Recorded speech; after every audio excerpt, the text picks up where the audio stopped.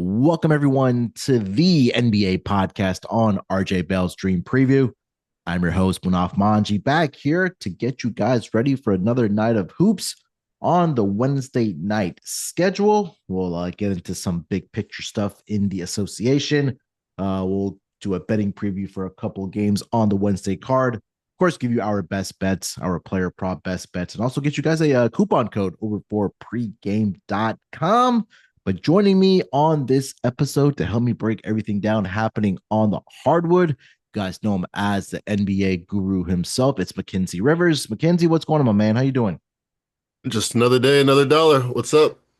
Yep, another day, another dollar indeed, my friend. I know we have a pretty good night of Tuesday hoops in the association. Having my eye on the Lakers game, a 37 piece right now for Mr. Dalton Connect, having a coming out party, I guess we can say, from Beyond the Arc, especially 9 of 11 from the floor there. So we'll have our eyes, at least my eyes will be glued to that game as we progress through this podcast, Mackenzie. But let's dive right into it here, my friend. And the first team meeting may be called by the Philadelphia 76ers after their loss to the Miami Heat the other night. And it just has not been very, very pretty, to say the least, for this Philadelphia 76ers team. 2-11 straight up, 3-10 ATS.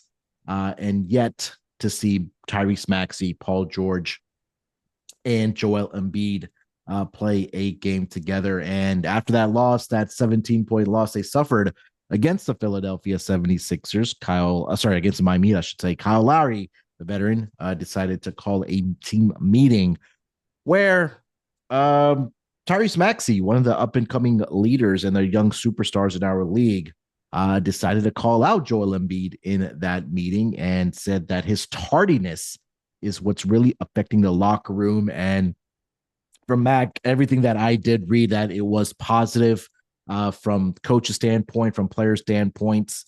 And we'll see that if that transpires to finding some more success on the floor for the Philadelphia 76ers. They do have a game on Wednesday night against the Memphis Grizzlies. And then they go back home for a Friday game against the Brooklyn Nets for the NBA Cup group stage games. But early on, look, again, there's no way to sugarcoat it right now for the Philadelphia 76ers, right? And we just haven't seen consistency. We haven't seen their big three play a game together just yet. Joel Embiid looking like a shell of himself with the knee injury / injury management. We also did see Paul George miss the first couple of weeks for this team. And of course, Tyrese Maxey on the injured list right now, I should say, with a hamstring injury. The good news there, Mac, is that he possibly can return Wednesday night or if not Friday for the Sixers team here. But what were your reaction? What are your thoughts about the Sixers team when we heard about this team meeting happening? Are you optimistic about this team in the future? Because I think, frankly, it can't get any worse for this team right now. Well, let's not bury the lead. There's no time like the present. So I'm wondering, as I'm watching the game cast of Lakers Jazz, does my man Munaf have the Lakers minus 10.5 as they're up by 13 with 3.5 minutes? Or is he sweating plus 10.5? I'm going to say you have the Lakers. That was your best bet in the first part of the season. So I'm going to guess it's still the Lakers. I am on the Lakers, and I am on their team total over 119.5 that I grabbed at halftime. That is a 50-50 scenario right now. We should pause how could you even communicate? How could you utter sentences with this kind of pressure? That's a 50-50. It's a coin flip scenario. Sometimes that's not too bad of a way to end a Tuesday night of action. As far as the Sixers, you say like, will this cause them to win more games? Well, probably the most likely reason why they're going to win more games than they're currently winning is because they're going to play more games, and they can't be this bad, like you mentioned. Right. Uh, McCain is the favorite for Rookie of the Year, so that's a bright spot. Embiid is pretty slow, pretty sluggish. I'm not sure if the tardiness on the court is mattered as much as his tardiness to get defensive rebounds off the court. But he's still Joel Embiid. It wasn't just a couple months ago. He was outscoring Jokic in the biggest game of his life in Paris there, getting the gold medal Yeah. or getting into the gold medal round. So I'm not too worried about the Sixers.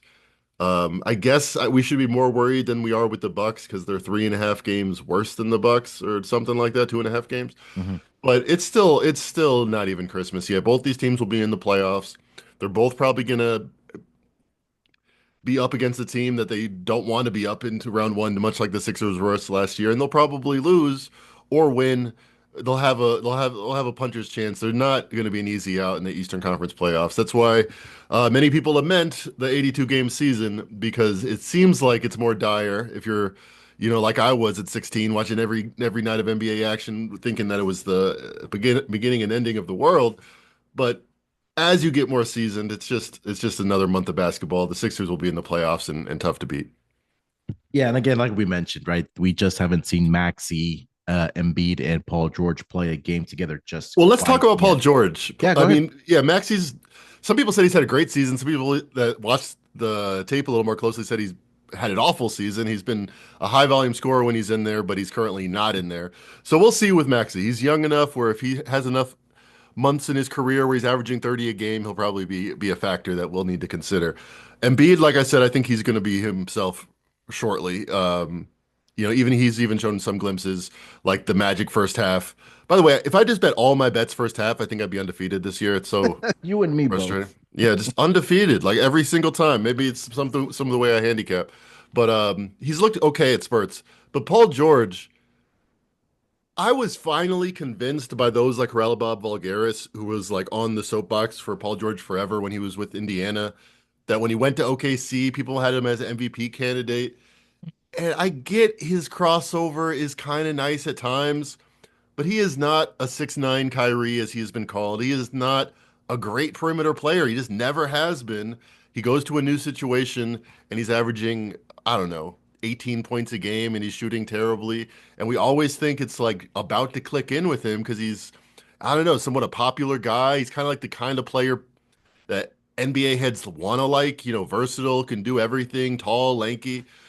He's just not that good. He was just never been a top 20 player. And I can't believe after years of holding out, I was dragged into admitting that he was a top 10, 12 player, but he's just not. He's just slightly worse than that. And the Sixers probably paid too much to get him, and they got all the accolades in the offseason for getting him, but he's a bigger name, much like James Harden, their last big acquisition, than he ever was a player.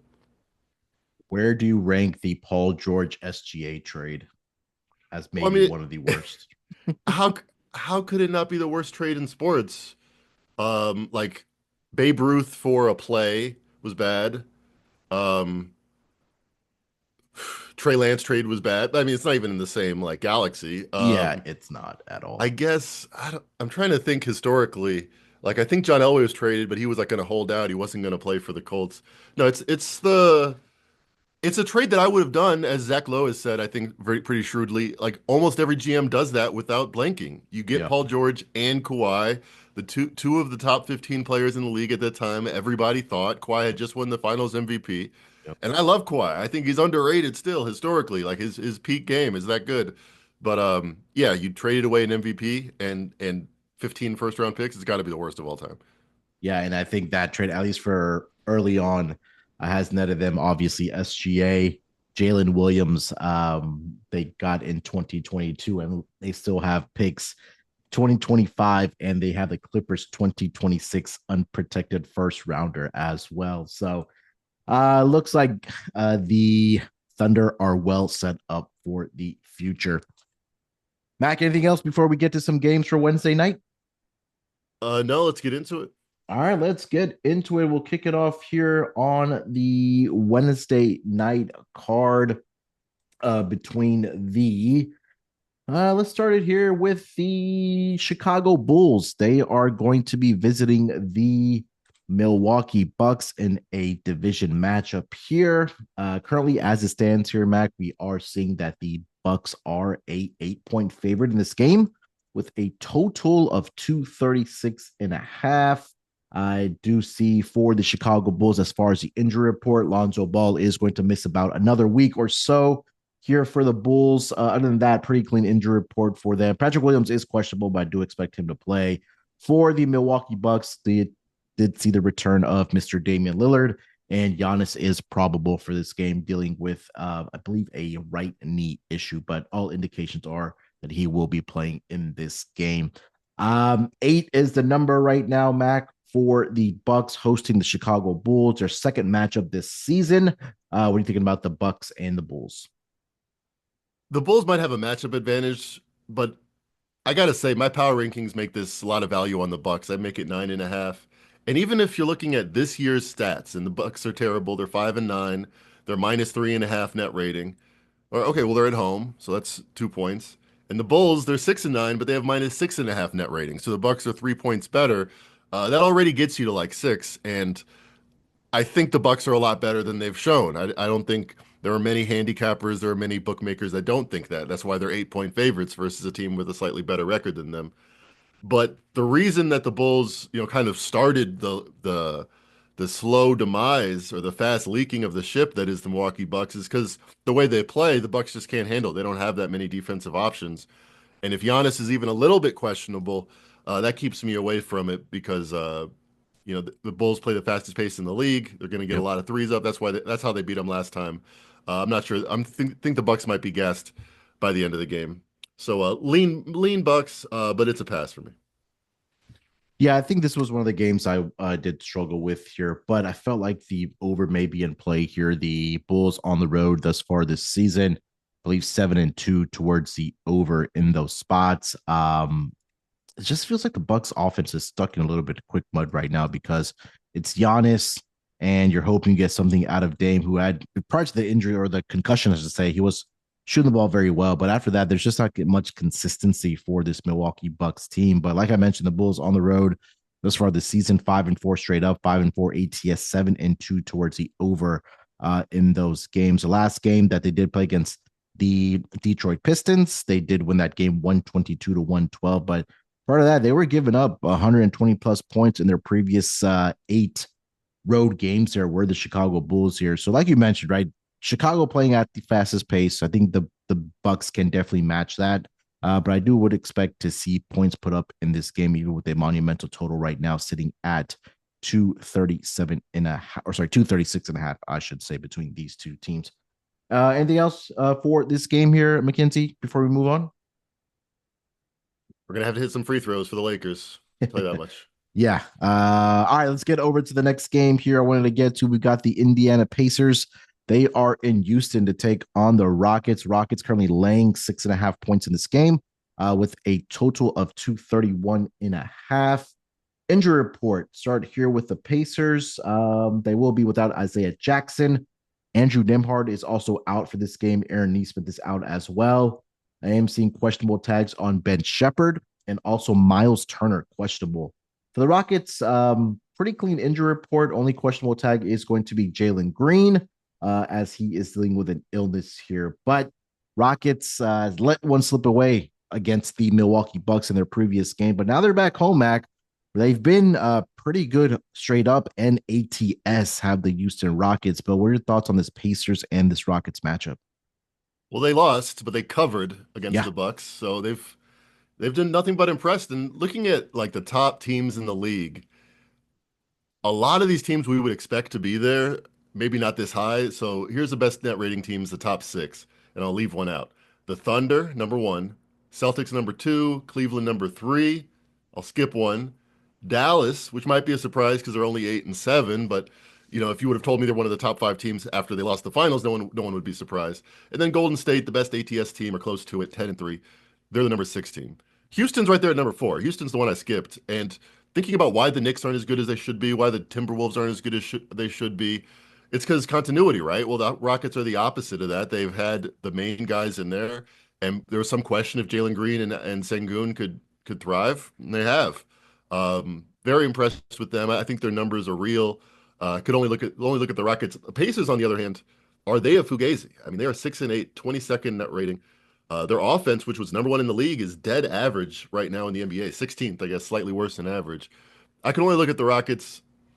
I'm actually talking about it. I'm not sure why I'm not playing it, but I'll lean that way right now. Yeah, the Rockets have been really, really good at home, like I mentioned, and just getting to their ATS numbers here, like I mentioned, 6-2 straight up. They are also 6-2 ATS. Just those injuries concern me Yep. for the Pacers, right? Because that's some key Oh, depth. I thought you were gonna say for the Rockets, like Jalen Green is questionable, but uh, Yeah, I do expect him to be out there. But I think the with the Pacers, it's Ben Shepherd, a guy coming off the bench. For Aaron Nesmith's been out for a while. Let's see if Miles Turner does end up playing this game or not. He's dealing with that ankle injury there, so those pieces there kind of make me nervous. And I think the Rockets defensively, we saw this theme last year for this team as well, right? Just got out to playing really really good defense, kind of regressed after the All Star break, but at least early on here, Mac, that they've been playing some really good defense here. So I do expect them to bounce back in the spot here against the Indiana Pacers. So I do like the Rockets -6.5 in this game against the Indiana Pacers. Anything else for this game between the Rockets and the Pacers? no, we tend to agree. We haven't said one reason why not to bet the Rockets -6.5. I guess it would just be if you're anchored to last season's power ratings, the Pacers might have some value here. All right, let's get over to the Philadelphia 76ers. They are going to be in Memphis to take on the Grizzlies here. Grizzlies are catching 2 points in this game with a total of, let's see here, 219.5. Looking at the injury report for both of these teams here, let me start here with the Philadelphia 76ers. The last game for the Sixers, Joel Embiid was questionable all day up until they got to warmups, ended up playing in the game, just did not have a great outing. But right now, Kyle Lowry is going to be out for this team. He is dealing with a right hamstring, with a right hip strain. Tyrese Maxey, like I mentioned, he's either going to be back either on Wednesday night against Memphis or back home on Friday night against the Brooklyn Nets. That was the latest news that we did get for Tyrese Maxey. Seems like Joel Embiid is going to be a go in this game and Paul George as well. They are not listed on the injury report right now. Memphis did play on Tuesday night, Mackenzie. They went up against the Denver Nuggets at home. They did drop that game without the Joker out there Right. in a 122-110 loss there for the Grizzlies. Now in a back-to-back situation here, what are your thoughts on the Sixers and the Grizzlies? Do we see them respond or more bad luck for the Sixers? Yeah, it's not the situation you want to be in. The Grizzlies off a loss. They still don't have John Morant. Um, and they got to be pretty pissed. Desmond Bane went 1 for 10 for the Nuggets, 0 for 5 from three.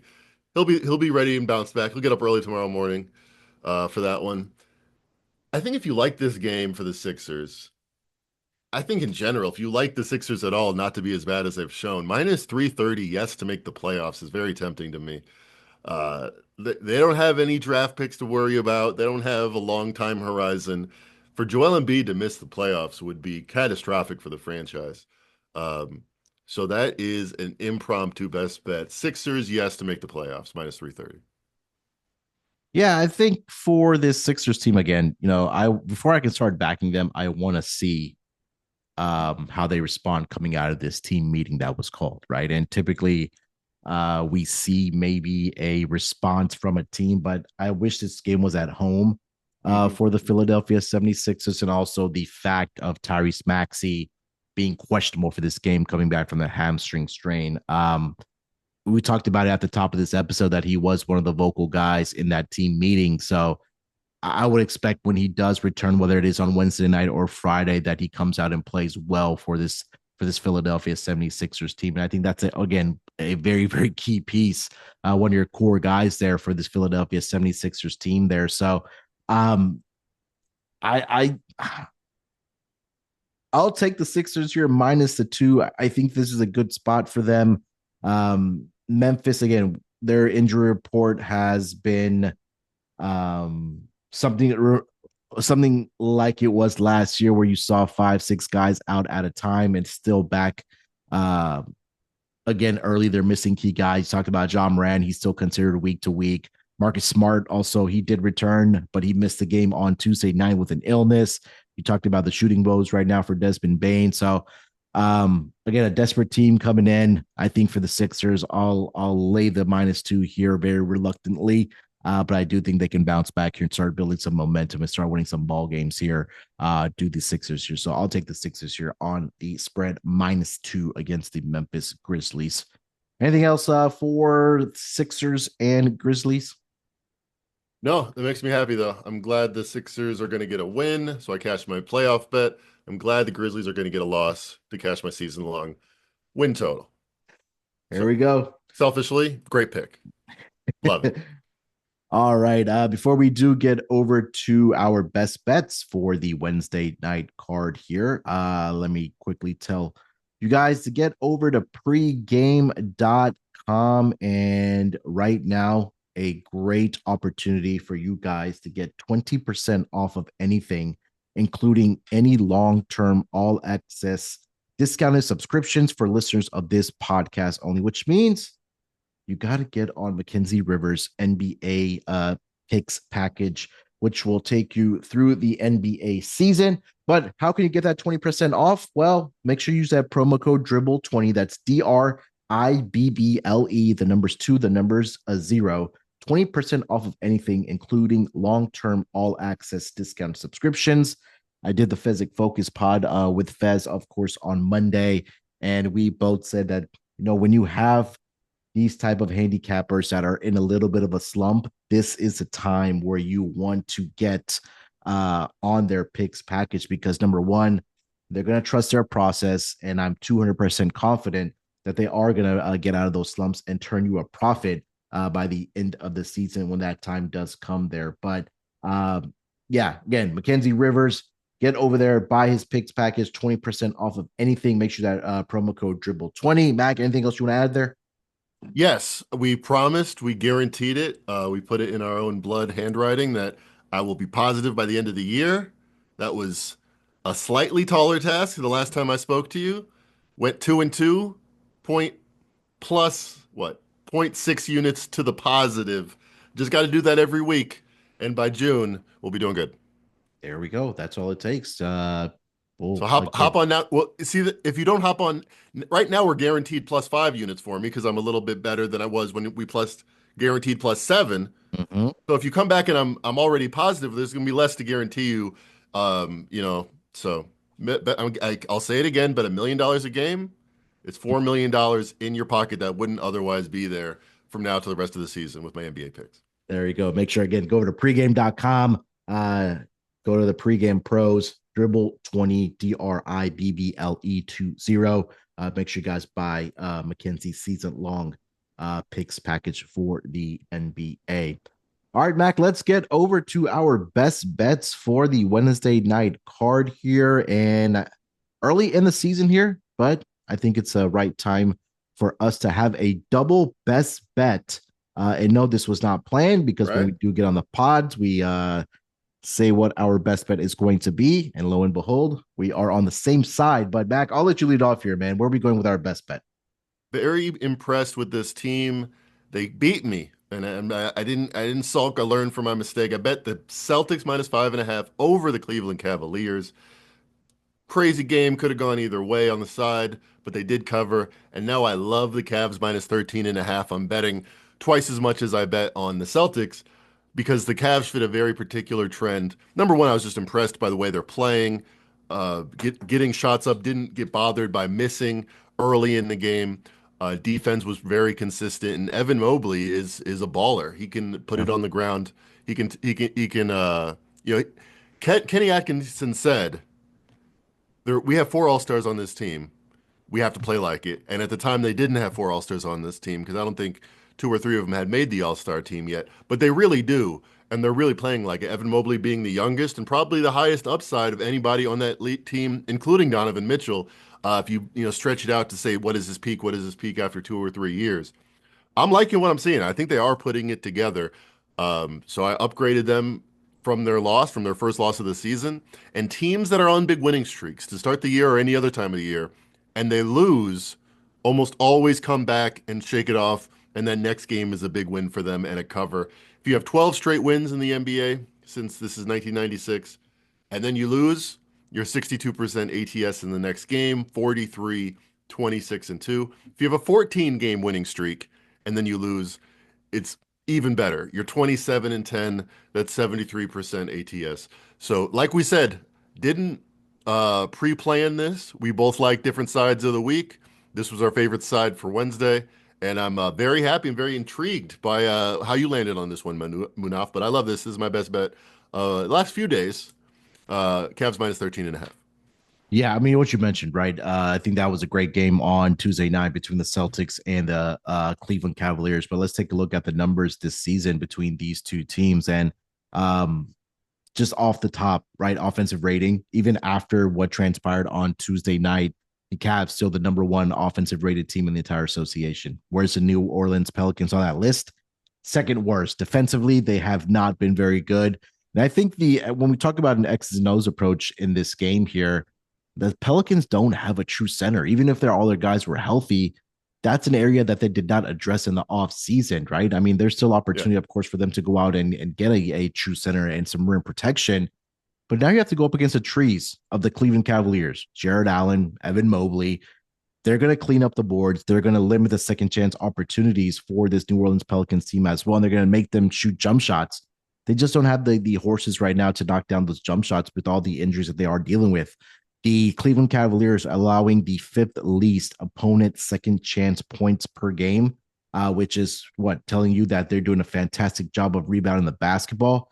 And they also are doing a very good job of defending the paint, which again, Evan Mobley, Jared Allen, allowing the fifth least points inside the paint. Let's take a look at the New Orleans Pelicans. They're allowing the second most points inside the paint thus far this season. So not only you have to deal with Evan Mobley and Jared Allen, we know that Donovan Mitchell can attack the basket. We've seen that throughout his career. Darius Garland, and they have the 3-point shooters on this team as well. So a lot of people may say that this could be a flat spot for the Cleveland Cavaliers coming out of that game against Boston. But it's just the fact that, hey, they get to go back home. Let's get that taste out of our mouth. We're going up against a team that's also in a back-to-back situation who Right. they just got beat by 41 points against the Right. Dallas Mavericks. And now what's the motivation? You have to get on a plane, got to fly to Cleveland.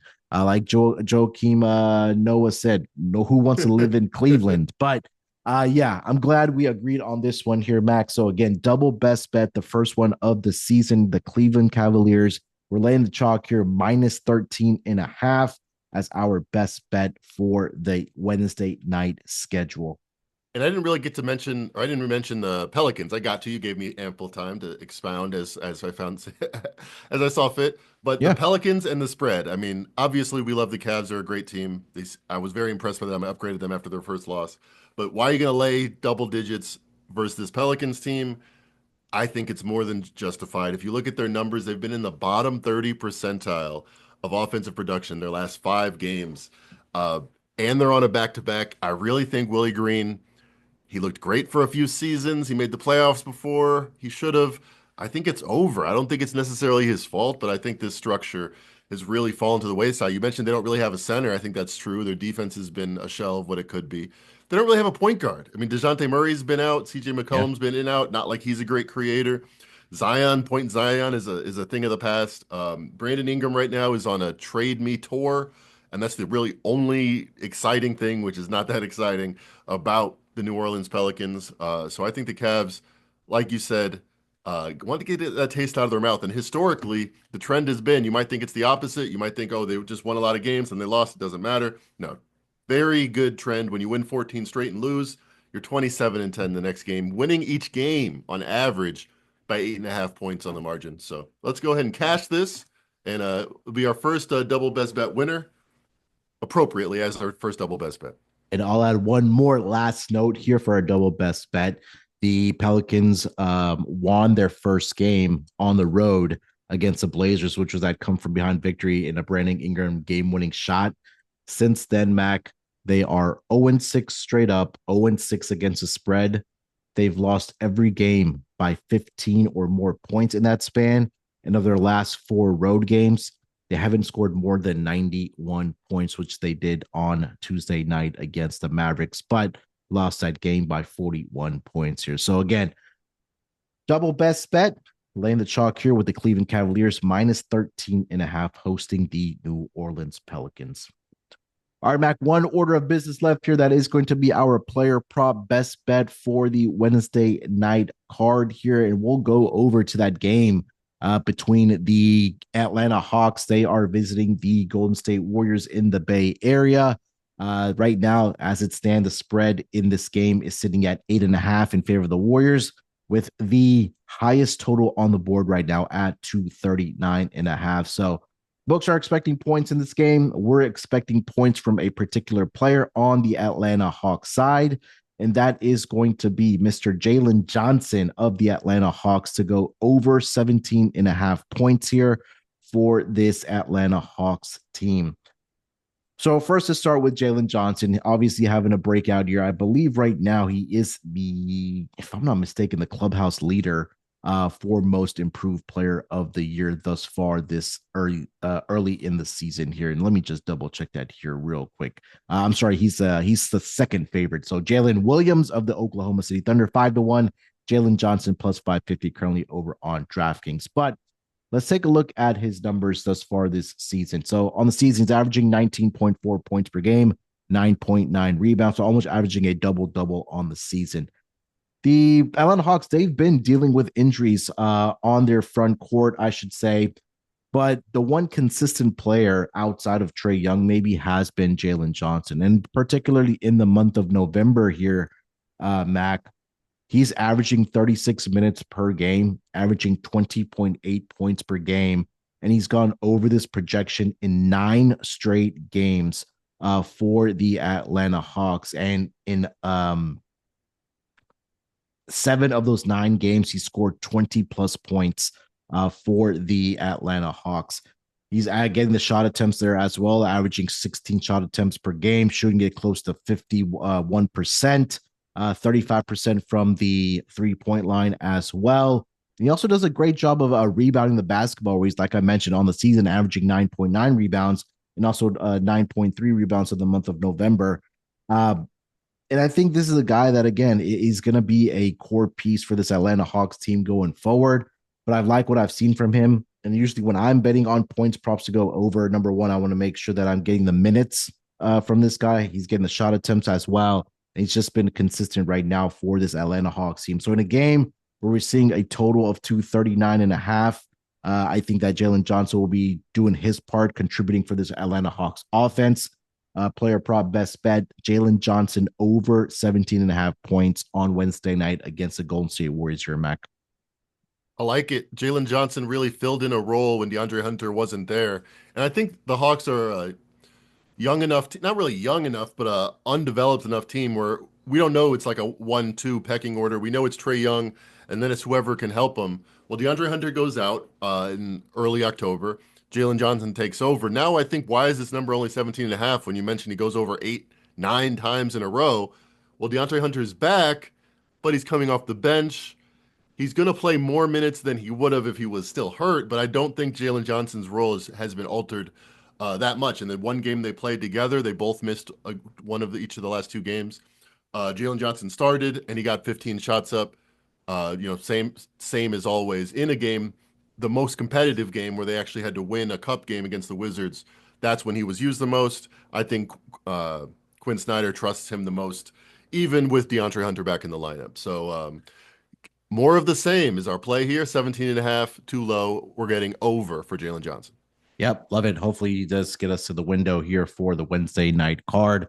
But feeling really good about our bets that we did give out and how we handicap the games on the Wednesday card as well. So hopefully it will be a profitable podcast when we do come back next week for the NBA podcast here on RJ Bell's Dream Preview. And that, my friends, will wrap it up for this edition of the podcast. Mac, anything else you want to mention, my man, before we get out of here? Yeah, question for you. Any plans Sure. for Thanksgiving? Do you generally handicap with a turkey leg in your hand for the football games, or how's the holiday generally treat you down there in Houston? Yeah, we usually get together at my cousin's house. We obviously have the football on. Try to do the lunch Thanksgiving there prior to the Cowboys game. But this season, I think we may either go out for a walk or have seconds during that game going on, because it would be Tommy DeVito and possibly Trey It's Lance. possible. It's possible. We'll see if those two guys will be starting for their respective teams on Turkey Day. But yeah, usually a good time. Try to do my handicapping the night prior and preparation for and getting all my bets in and just spending time with the family and also cashing tickets as well. Hopefully, what does your Thanksgiving look like? I know you're over there in Sin City, but what's your Thanksgiving looking like? Yeah, I'm going to Chicago. All right. And it's you mentioned exactly the right thing. If you have sit down for the second football game of a day and you don't have savory food in your hand, you're doing something wrong. All these people that wait till 4, I know 3, but even 3, you're pushing it. Thanksgiving's about eating early and often. So I agree Early and with you. often.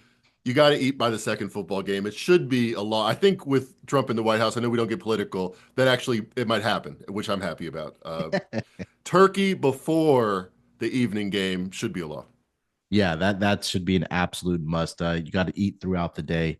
Can't wait too late when it comes to Thanksgiving there. But yeah, we'll be back next week, like we talked about, for the NBA podcast. So look out for us then. Again, make sure you guys go over to pregame.com. Use that promo code dribble 20% off of anything over on the website there. But make sure you guys use that promo code for Mackenzie's season-long NBA package. All right, we'll talk to you guys next week. Till then, good luck with your bets, and we'll talk to you guys down the road.